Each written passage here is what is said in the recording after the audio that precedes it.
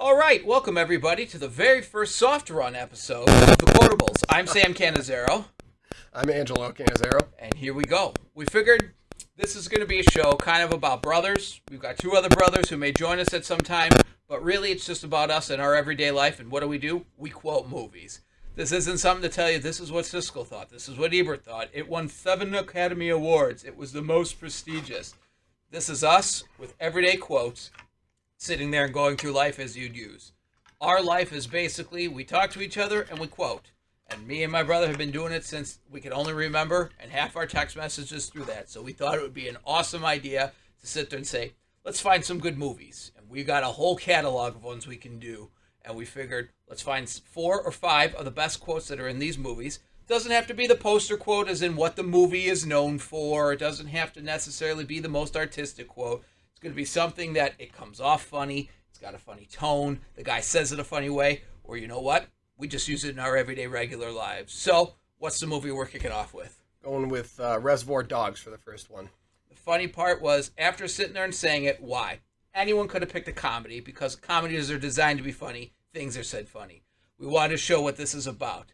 Take a serious movie, about a dead-ass serious movie as it gets with everything. And the funny tie-in, turns out it's our mother's all-time favorite movie as well. But this is probably something we quote close to every single day.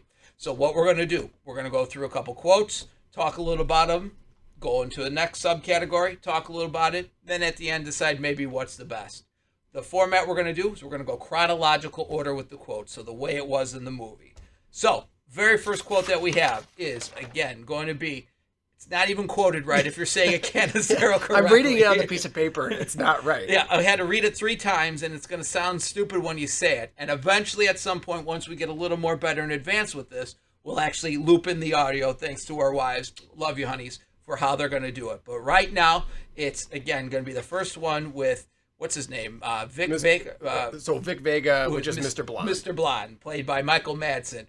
Right after he cuts off the guy's ear and the guy goes, "Don't burn me, just don't burn me." He does the greatest hand gesture of all time. Marvin Mash. He goes, "Y'all through? You done? Y'all through? You done?" But that's not the quote. It's, you finished? You done? You done? Finished? You finished? That's a fire scarecrow. Whole life, I say it to my daughter, I say it to my wife, I say it to everybody. The Canizero way to do it is, you done? You finished? You done? And then have some fire scarecrow followed by a half-dead guy unloading this clip into him.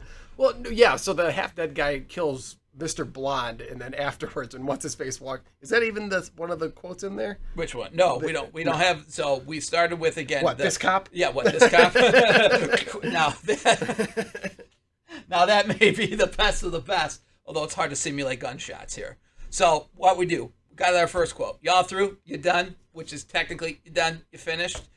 What do you remember about watching this together? Yeah, so I mean, the first time we watched it, God, this wasn't a drive-in with Ma, was it? No. This was Ma, from what I Blockbuster. remember. Yeah, this was Blockbuster, and this was Ma saying it was her favorite movie, and we had no idea what it was about. And those of you that have seen it, it starts out with a dialogue about like a virgin, and whether it's a woman that's had a big dick for the first time, or someone that sits there and is her first experience. The fun part about that is, so who was Madonna married to when this movie was done? Sean Penn.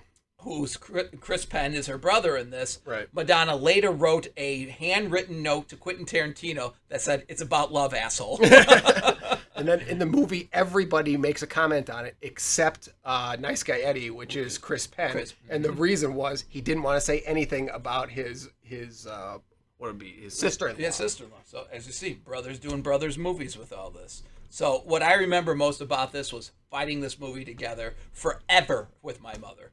This was her favorite movie. She loved this inside and out.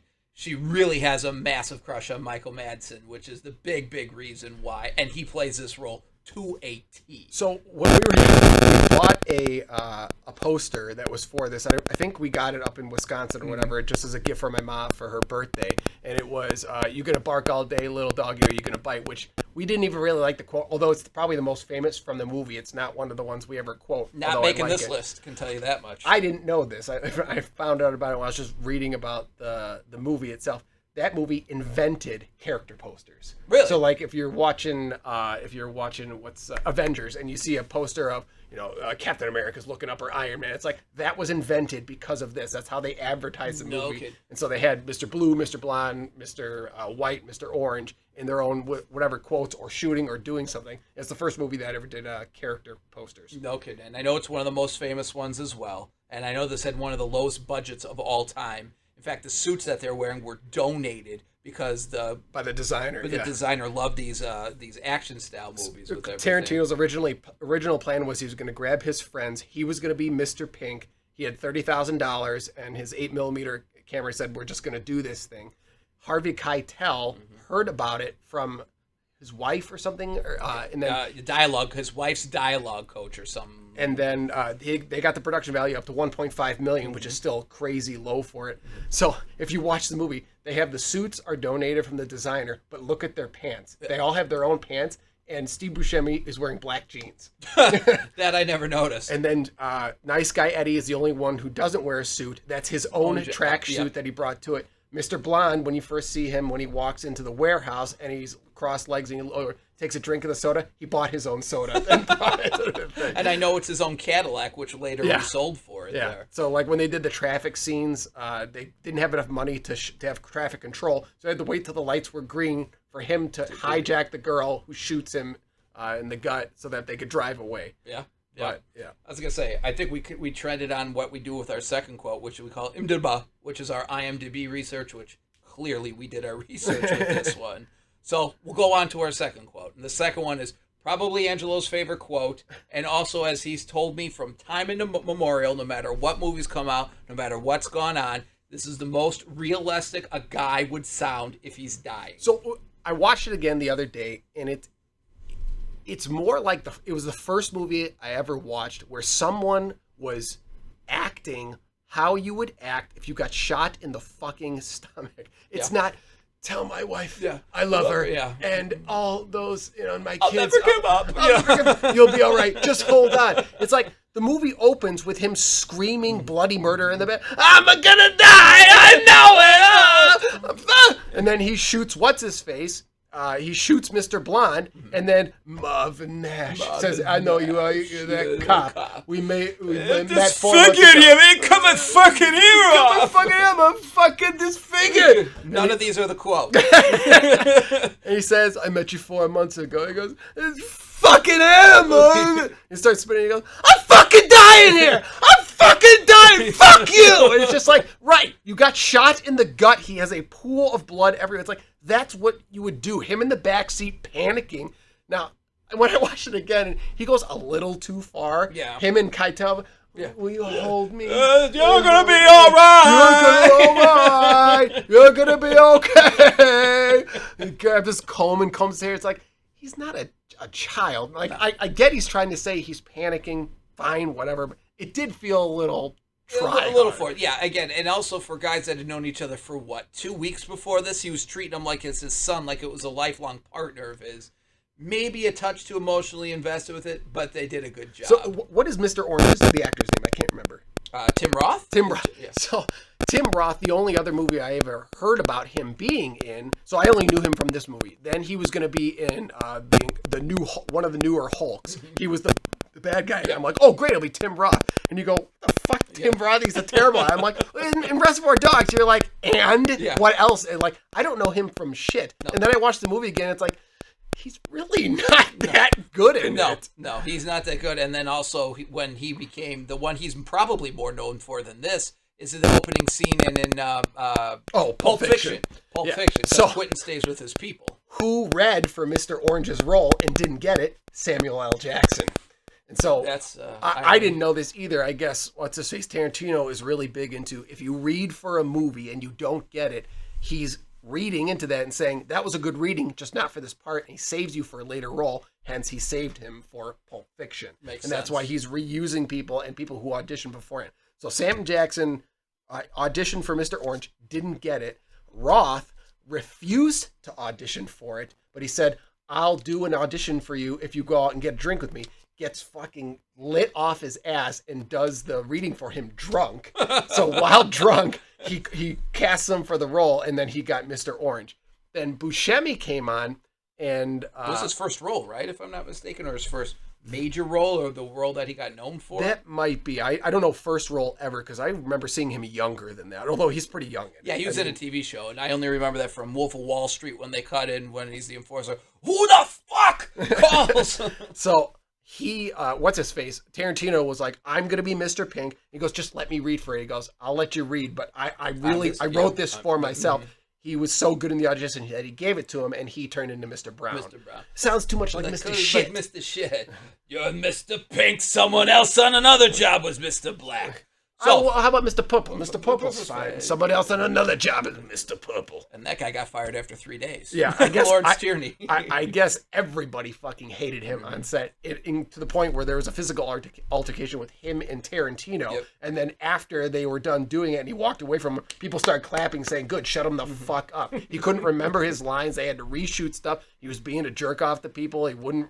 I was just like, I had no idea. I thought he was the only professional actor there. And he did a fantastic job. The guy who wasn't a professional actor, Mr. Blue, is a real ex-con. Yep. He's the youngest person ever to be admitted into San Quentin. He's 17 years old, and then he wrote a book about it. I forget the guy's name, but he wrote a book about it. Youngest guy ever. And it's like you can kind of feel how off-putting he is as an actor, which a person who I think does a really good job with it is Sil in Sopranos. He's an ex-con. It's like, I would have said... No, not so Paulie. Paulie. Sorry, Paulie. Yeah. Paulie Paulie's is the ex-con. And he just is a professional actor. Yeah. He's very one-dimensional, but that's fine. He plays that dimension just fine. Mr. Blue would probably be a one-dimensional guy. He's just not that good of an actor. If anything, he was more like the screen consultant because he went on and he was talking about how something like this would never happen. You wouldn't do a job of this nature with guys you just knew. Yeah. And then you all wouldn't be dressed the way you're going to go on the heist and go to breakfast. Right, yeah. Well, let's go to breakfast. Oh, aren't you the guys in the black suits who were just running? They're dressed like Hasidic Jews, 4 fried chickens, and a Coke. So Mr. Blue dies. There was a scene. He was supposed to see it, but they ran out of money, so they couldn't show his death scene. That's about right. That's about right. So, yeah, with the money side of it, they cut out a decent amount of it. One scene that they did cut from it, but it had nothing to do with money, there's 0 female speaking parts in the entire movie. There's not a single female character. Yes, there's the girl who gets shot. The girl who gets shot in the car. And you know who she is? I know. She's the dialogue coach or she was the script writer she was either the script writer or the dialogue coach for Quentin Tarantino. And Quentin Tarantino said he wrote her really hard, so she insisted that was her role. So there's supposed to be someone who's talking to Mr. Orange when he's first going in undercover that's basically just doing a whole lot of exposition. And it's like, dude, show them, don't tell them. All this girl is doing is exposition of explaining what's happening in the movie. It's like, you're killing the vibe of the movie. You're killing the pace of what's happening. So he cut that out completely. So there's no female speaking roles. And it's not, oh, he's being chauvinistic. It's, there's a guy named Joe who'd had 5 people, and all you're seeing is 1 hour after this happened. That's the entire thing. It had nothing to do with... It's a heist movie that doesn't show the heist. Yeah. There's no need for it. There's absolutely no need. So it's interesting. Going back to it, what was the second quote? Fuck you! I'm fucking dying here! Which, when we were younger, was the most realistic scene you'd ever seen for someone. Yeah. Him in the back of the car in the beginning, and then him doing that, and then went, I'm gonna die! I know it! I know it! So, well, go ahead. That's it. It's just that a person acting realistically. Yeah. Who grows an accent. Because all of a sudden, I'm gonna die! He does do that. It's put that, like, I was saying it out loud, I'm like, why am I saying it? Like, it's like, no, that's how he says it. Because it's quotable. But it's like the way in which he says it sticks in my mind, and then you have to think about, why did he say, I'm gonna die? Yeah. What accent would that be? I know he's British, and if you hear him talk, he sounds like a hardcore Brit. Almost like Batman Begins. In the beginning of Pulp Fiction, that's exactly how he talks. Exactly. That's his regular voice there. Yeah, interesting. Yeah. What is that? I'm gonna die. I love you with all my heart. I love you with all my heart. Why is he being Italian? I don't know. See, this actually kind of correlates very well to the second category. Correlate this movie to other things and relate them vis-a-vis other movies. Well, I think we just did that with about 27 different movies all at once. So along the lines of this being the first movie that I ever saw where someone was acting how you would act poorly or not, like you get shot in the gut, you're not going to be a happy camper, is along the same lines of there's 2 other movies that I think of that of being hyper realistic. Heat. With 100%. Heat with the gun scene. The gun scene of not only their actions of what they're doing, which I guess like LAPD and other special forces watch that to say this is how you do They cover went through fire. like 2 months worth of training. But like the sound effects, I fucking love the sound effects. It's deafening. I love it. It's not ka-choo, ka-choo. Yeah. And then the other one, the first time I ever saw it, after watching every war movie in the world with Pa, and then I saw Saving Private Ryan. The opening scene where they're just sitting in the thing, it's like, right, it's a war movie. Thing opens, and everybody you just saw dies. It's like, Pa, Pa. It's like, what do you mean? With no dialogue. With no dialogue other than the faint in the background. There's no glory. There's no nothing. No. It's just, that's what it would be like. When you open the thing and somebody says 50% casualties, that means look to your right, look to your left. One of them is probably dead. Yep, which is insane. The one I'll correlate with that as you got older and you could start appreciating more was Schindler's List, where this wasn't, I'm sitting there and I'm going to glorify what happened. This is black and white, literally the movie in black and white, and here's what the recollection was. So we don't need to go down to there, but in terms of realism, it's tough to beat Spielberg in his 90s heyday with all that. I just like people's decisions. And so like you watch a movie and if you step back from it, you're like, oh, look at the camera position he's choosing here. I would have never thought to do that, holding a camera. With Spielberg, of choosing to go in black and white, which just felt correct. I don't know if they teach that kind of stuff in film school where it's like, if you're going to do a period piece and you're in this time, like all the pictures taken from World War II, none of them were in color, therefore the movie wasn't in color, and then he puts just the girl in color. Red, yeah. It's like, I don't know if he did it, whatever the choice was, that's the kind of stuff I respect that I would never be able to do myself if we made a movie. It's like, how do you choose those angles? What made you think to go black and white with this? And it just works. Yeah. That's the one gene I don't think us and our other brothers, Angelo or Tony and Dominic, got.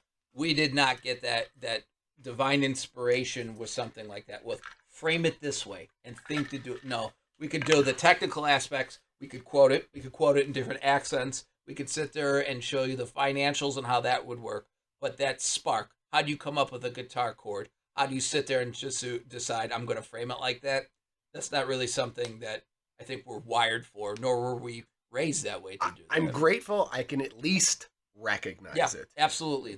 So it's like good music. It's like you don't have to be a genius to have to do that stuff. You don't have to research. Now, I like reading into it. So I'm reading this book, Beauty and Imagination, right? Or no, Mimetic Imitation, Beauty and Imagination. It's from Word on Fire, whatever it is. But they're talking about that for all the different type of arts that it goes in there. And it's like, holy shit, do you really appreciate like what they're doing, whether it's poetry, song, movie, plays, or whatever. It's just like, man, that would be so much fun to learn.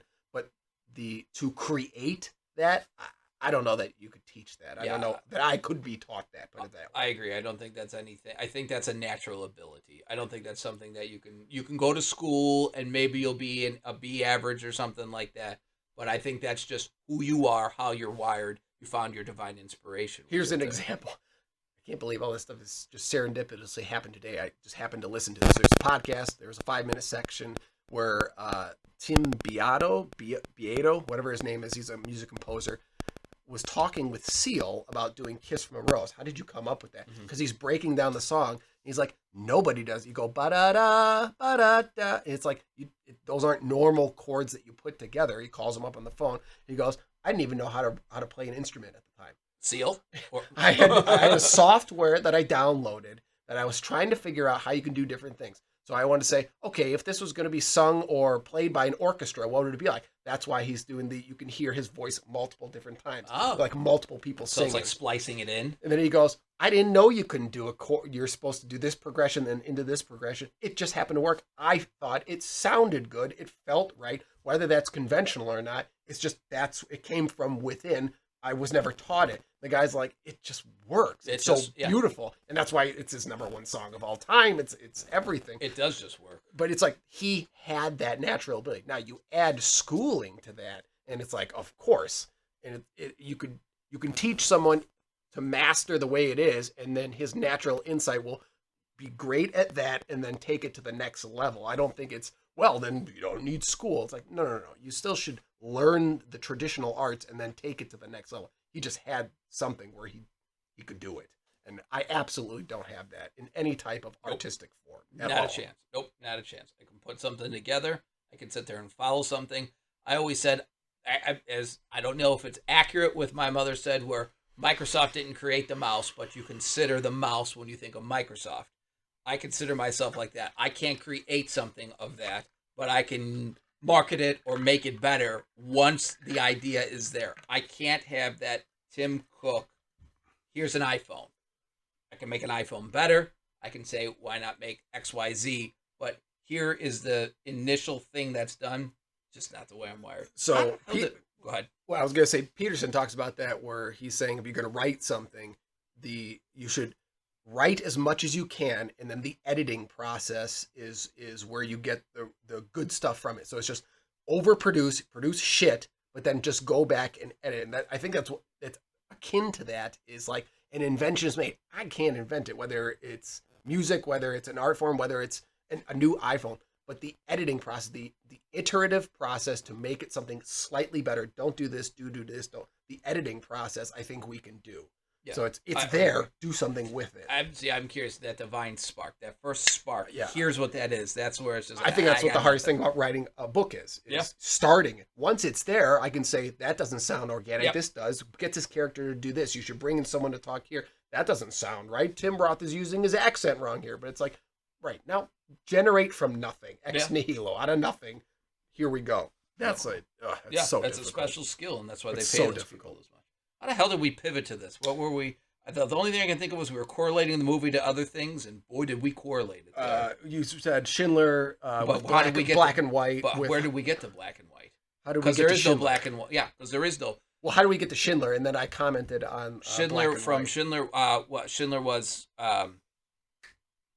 the war movie that we were talking about, Saving Private Ryan, but what was from that? So it was Roth acting realistic. Two other things were Heat and Saving Private Ryan. You said, and then Schindler's List didn't fuck around with like a peacetime. And I was like, seeing black and white, I can't do that with cameraing and blah, blah, blah, blah, blah, blah. Well, again, it just came out of the fucking blue! Which, again, is pretty much what's our third quote. But the funny part was I watched the movie the other day, too. And I don't know how it bypassed me. It was maybe I just had 4 quotes in my head. I don't really think we quote that one that much. No. I recognize it. I just don't quote it that much. It's what, this cop? just the deadpan, listening to the whole thing as he said, turning, not unflinching. What, this cop? And just shoots him, and then the blood all over his face. He was going to turn on. I swear to my mother's grave. Tortured the cop. He was gonna burn him. What this cop? And probably use that in a context not of killing someone, just so we're all clear out there, but use that in a context constantly of what, this cop, or what, my daughter doesn't want to eat this piece of meat. What, this meat? We must use that 1,000 times. Half of it we get from our father, which is from a different quote, nothing related to it, but sounds like this. And, of course, we can't have morphed it into it there. The other one, when I was watching it, I'm like, how did we not put this in there? Although, it's not like it's all that applicable. I just think of it. Stop pointing that gun at my dad! With the shaking. And then you can tell Lawrence Tiernan is not a good actor. That's how it's the whole time. Half squinting like, I just want to shoot this guy here. Seems about right. Yeah, and then the mystery bullet scene where how does all 3 get shot? But if you watch... You see Harvey Keitel shoot once, and then he has to shoot both people because nobody. So someone has to aim at Joe, and somebody also has to aim at Nice Guy Eddie, which means he shot Joe and Nice Guy Eddie as he's falling. And that's why anybody who sat there and said, "How did it happen?" I'm like, watch. You see him. He's pointing it here, then he quickly turns there. It just happens to be a quick shot. I remember for a while we were like, no, it was Mr. Orange. He was shooting him to protect him. Or no, it was Mr. Pink so you could get away with the diamonds at the end. No, watch the movie enough times and it's clear. You see him here and then he turns real quick. I did see a guy who, it was a very short video. I thought he could have done way better. It was like on YouTube Shorts. He's like, the purpose of this movie is Tarantino showing you that only the professionals get away with it. Because if you listen to, he just jump cuts with Buscemi saying, I'm a professional. I'm trying to be a professional. I'm a professional. Yeah. I'm just trying to be a professional. And then he's the one who gets away. He's the only one who is professional. Yeah. Well, so does he get away? At the end, yeah. Well, okay, yeah. Because you hear the sirens. You hear the sirens, but not necessarily that they got him. But I mean, at the same time, he's saying it the entire movie. I got to have my head examined to be here. Then what the fuck are you doing there? Why are you still there? And why all of a sudden is this magic trust with everything? It's so for Tarantino, to me, I think this is his best movie that he's done. I understand better than Pulp. Pulp Fiction gets more acclimates, and you can tie more things in. Granted, it was a second movie. Granted, it was a bigger cast. Granted, it was a higher production budget. But if I'm sitting there and I'm talking, this is a movie with dialogue, with people talking. Yeah, excuse me. Dialogue, people talking to each other, interactions that are about as real as you get, especially for the early 90s. I mean, that to me, it could have been more of a stage play than a movie, and people go, that's one of the greatest stage plays ever. I was going to say, I think that would have worked very, very well on a stage because there was no... The flashbacks might have been tough, but could you do it on a stage without the flashbacks, or like could they black it and you go to a different... I don't know how that would Yeah, work. I mean, I guess in the way, what's it called, Bronx Tale was originally a one-man play. It's sunny. You'd find a way, but I mean, again, 80% of that movie's in that one warehouse scene there. And they do it. It's just a great job. That's why I think it's better. Kill Bill. I'm just not a big fan. I'm not either. Like the slasher. Nope. I shouldn't say slasher. It's not like Freddy Krueger, but it's just like, hey, let's have action and a whole bunch of blood splurting everywhere. That doesn't really do it for me. I enjoyed the dialogue. I enjoyed the characters that were in it. Michael Madsen is the only person that could ever play that role, and he does it perfect. Here's the other guy that read for that role, George Clooney. Now, I think he might have been. I don't think as good as Madsen. Madsen just kind of had that. He's sociopathic. Yes. And he acts it very, very well. I think it would have been interesting to see Clooney do it. And then he did work with Clooney. Out of sight. No. Dusk Till Dawn. Dusk Till Dawn. Yeah. Which I've never seen, but I know of. What's her face is the hottest thing in the world. Selma Hayek. Yeah. It starts one thing like this, and you go, oh, and there it goes. And then it goes a different direction. So, again, Clooney could have done it. Who would you had Clooney in for? Not for Michael Madsen. No, he read for Mr. Blonde. So if you had to add him in, obviously you're not getting rid of Mr. Blonde. Who would you put him in? I mean, Tarantino's not going to take himself out of the movie. Otherwise, he would have done a pretty decent Mr. Brown. I don't think he could have done Mr. Orange. He definitely could have done Mr. Brown because he's such a small role. Was he too big back? No. Was this pre-ER? Was this so? ER's 90s. He wasn't George Clooney as you think of him. No. Or as they said in... I mean, he's reading for a part in a touche. movie. Yeah, that's a good point. If he's reading for it there, that's when he probably had the longer curly hair, as they said in Entourage. That was before he was George Clooney. I don't think... So, I think he's a better actor than Harvey Keitel. Oh. I don't think Harvey Keitel did that good of a job in the movie. When he is just talking, you go, bang, bang, or you take his little pinky off, you cut it off, and then he won't talk anymore. You get the bitch to shut up. I'm hungry. Let's get a taco. Let's get a taco. Who says that, by the way? Let's get a taco. Yeah. But Taco. I think he does a good job when he's yelling. I feel his emotion, but his normal talking feels I'm tough guy. Like I'm Mr. Wolf in Pulp Fiction. Yeah, and he plays a role. See, the only thing I think is George Clooney too good looking for that part. Like I don't think he does the Keitel. I don't think he could yell like that. He also stands out. Like, why is this? Like, if you look at everyone except for Michael Madsen, but he's like that hard ass good looking guy. Errol Flynn ish. Who I think of him I think Clive Owen. Guys that are awesome, that are hard ass, that are good looking, and should have had 1,000 more movies. But every fucking thing he was in was terrible. Who, Clive Owen? Everything afterwards. Children of Men was amazing. You might get a quotable. Shoot 'em up, amazing. Yeah, but you had what's it called? He's in what's the original? Closer, and then he's in the original where I think he was nominated for an Academy. The original Bourne, where he's the sniper, whoever it is. Yeah, he was okay in that.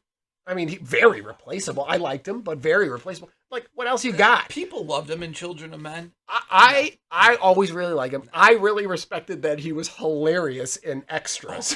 Like the finale, the season finale. Throw some slop and shit. Yeah, slopping oats and shit. So I'm not happy with this. Children of Men will not make that. Closer. Stay tuned for several more. Closer's good. That's got some good scenes. It got some good quotes. The movie's horrible, but amazing quotes. Clooney, has he ever been a bad guy? Out of Sight, is that the one? Yeah. No, he's a protagonist. So then he's a protagonist in Ocean's 11, obviously. For sure. I mean, I'm not a Clooney expert, but I can't think of anything where he's been the villain, the dislikable villain.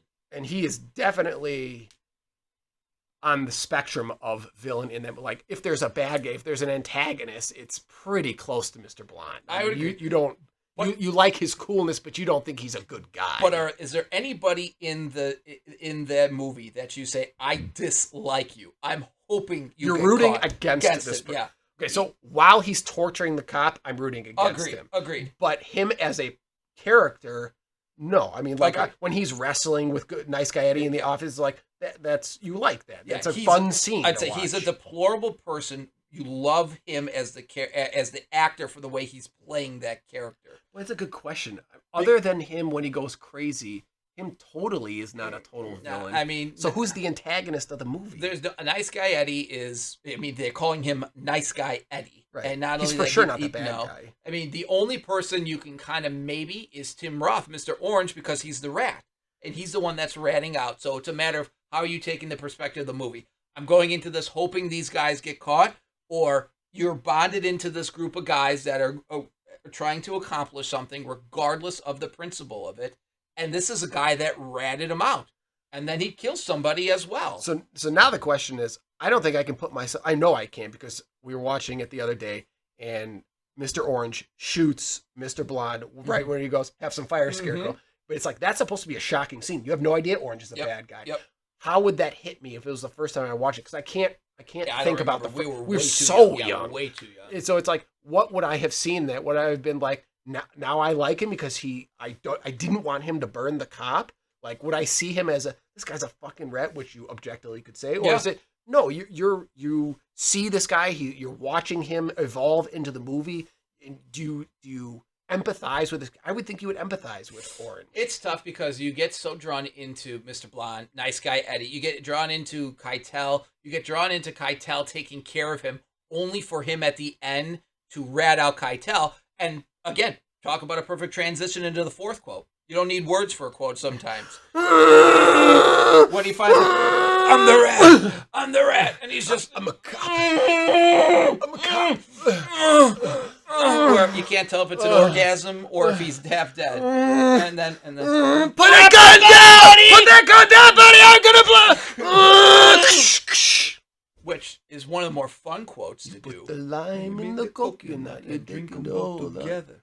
So I'd have to say, from a 40-year-old perspective, I think you root for Roth up until the point where you find out he betrays Keitel, and Keitel kills everybody to try to save a guy he never knew who was the rat. So at the end of the movie, when you've got the Mexican showdown, Joe shoots Roth again. Yes, Joe's. You don't need proof when you got instinct, which is one of my favorite quotes. Because I was watching, I'm like, why the fuck is he saying I'm the cop? It's like he's got two bullets in him. He knows he's dead. Yeah, and the only thing I can think of is because this is a guy that just saved him. It's kind of like redemption for yourself before you know you're going to die.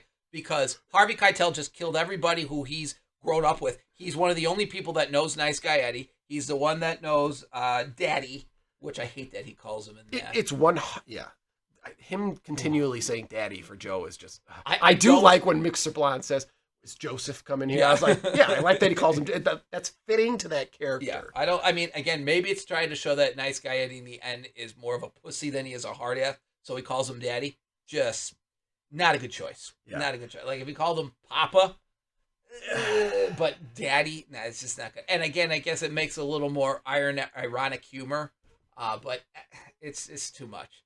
But yeah, I think the only reason Roth says it, there's no reason to it, except he's going to die. So it's redemption for his soul because he probably feels guilty that Harvey Keitel just killed everybody he's grown or he's had this life with because this guy was a rat. I think I was thinking that Joe shot Mr. White. No. And it's like, well, no. So if there's a chance Orange can live, don't tell him that you're the cop. Correct. If he's like, I have 2 bullets in me and I've been bleeding out for several hours now, I feel the death throes coming. Of course, that's that's even I think he moves too much too as he's shot for the second time. His legs are kicking up more than when he was shot one. So yeah, you've got Nice Guy, you've got Joe shoots Tim Roth, Mr. Orange. Yep. Harvey Keitel shoots Nice Guy Eddie. Oh, no, he shoots Joe first. And then Nice Guy Eddie shoots him, and then he's falling and shoots. And Nice Guy Eddie shoots Harvey Keitel, and there's your triangle. And then Harvey Keitel just gets absolutely wasted at the end by the cops. Yeah, and so it's an interesting point. Like, why would he do that?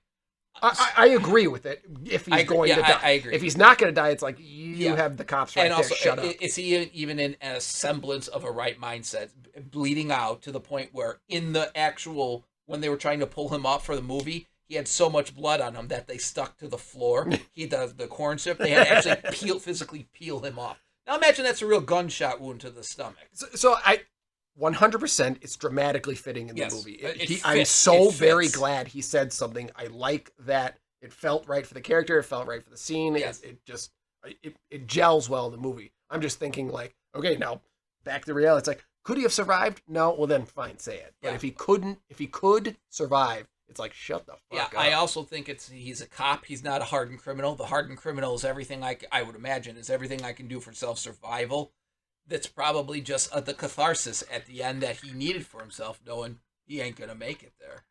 So, okay, we got the 4 quotes. You all through? You're all done? Which is really, you're done? You finished? And then, fuck you! I'm fucking dying here! And then... I'm a fucking blue! Which we really edited to, what, this cop? And then... Okay. So for me, it's between the quote we didn't put on there and the quote that is not from the movie. Which kind of sums up what we're doing here with this thing to a T. And so the movie's, again, probably known for, as it's on the poster, is you're going to bark all day, little dog, or you're going to bite. It just... Let's get the fuck out of here. I don't dislike it. It fits in that, but it's not... I don't... No, doesn't speak to me. No, it does not. It's not quotable. It's just not... He says it, and it is what it is. There's no inflection in his voice. There's no context to it. He doesn't magically get an accent. It's not a quotable Magic noise. Accents. So Magic accents. I would say the one we quote the most in life is done. You finished. And I'd still say every time gets the biggest laugh for us, and just is the most fitting when it's said is what, this cop? Because you can transpose the cop for anything, and it works perfectly. I would say. Going what, this fat? Yeah, what, this? Even fat, though I yeah. don't think he's quoting that. That's Nope. Okay. But it's just Has Paz seen that? Paz, I've seen it a couple times. Reservoir Dogs? Yeah, he's seen it several times. He likes it. He doesn't like it like Ma likes it. He doesn't like it like we're going to quote it. And again, it's not really a fast-paced movie. No. It's not, there's no solo character that you attach onto a Darth Vader, a Clint Eastwood, a Robin Hood. So, it's someone that likes movies, that appreciates it, but, it's like... It's also a once every couple of years. Yeah, it's on, he flips it. This is on, I would sit there and I would watch it. So, piggybacking off another fantastic podcast, and we'd love to work with you, the Rewatchables.